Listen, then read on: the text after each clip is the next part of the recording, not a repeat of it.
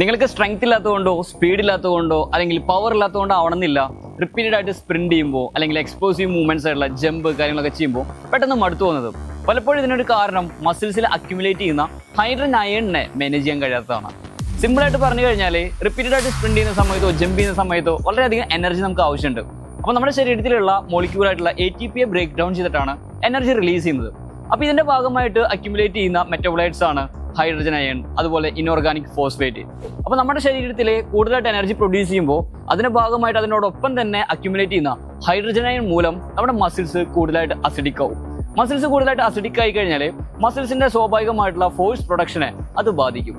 ഉദാഹരണം പറഞ്ഞാൽ cross bridge cycling, അതുപോലെ തന്നെ ATP ബ്രേക്ക് ഡൗൺ, അതുപോലെ കാൽസ്യം ട്രാൻസ്പോർട്ടേഷൻ, ഇതിനെല്ലാം ബാധിക്കും. ചുരുക്കി പറഞ്ഞു കഴിഞ്ഞാൽ പിന്നീട് മസിൽസിനെ എത്ര ട്രൈ ചെയ്താലും ഫോഴ്സ് പ്രൊഡ്യൂസ് ചെയ്യാനായിട്ട് വളരെ ബുദ്ധിമുട്ടായിരിക്കും. ഇതിനെയാണ് മെറ്റബോളിക് ഫാറ്റിക് എന്ന് പറയുന്നത്. ഇതിനെ ഓവർകം ചെയ്യാൻ വേണ്ടിയിട്ടാണ് എലൈറ്റ് ലെവലുള്ള പ്ലേയേഴ്സ് അവരെ വർക്കൗട്ടിൽ റിപ്പീറ്റഡ് ആയിട്ടുള്ള സ്പ്രിന്റ് ട്രെയിനിങ്, അതുപോലെ തന്നെ ഹൈ ഇന്റൻസിറ്റി ഇന്റർവൽ ട്രെയിനിങ് ചെയ്യുന്നത്. ഇതിലൂടെ നമ്മുടെ ശരീരത്തിൽ അക്യുമുലേറ്റ് ചെയ്യുന്ന ഇത്തരത്തിലുള്ള മെറ്റബോളൈറ്റ്സിനെ മാനേജ് ചെയ്യാനായിട്ട് സാധിക്കും. നമ്മുടെ മസിൽസിന്റെ ഫോഴ്സ് പ്രൊഡക്ഷൻ കണ്ടിന്യൂ ചെയ്യാനായിട്ട് സാധിക്കും. അതിനാൽ തന്നെ സ്ട്രെങ്ത്, സ്പീഡ്, പവർ ഇതൊക്കെ ഡെവലപ്പ് ചെയ്യുന്നതിനോടൊപ്പം തന്നെ നിങ്ങളുടെ സ്പീഡ് എൻഡൂറൻസ് അല്ലെങ്കിൽ എനേറോബിക് എൻഡൂറൻസ് ഡെവലപ്പ് ചെയ്യാനായിട്ട് നിങ്ങൾ കൃത്യമായിട്ട് ട്രെയിൻ ചെയ്യേണ്ടതായിട്ടുണ്ട്. കൂടുതൽ വീഡിയോസിന് വേണ്ടി നിങ്ങൾക്ക് ഫോളോ ചെയ്യാം. It's me Shebin. See you in the next video. By.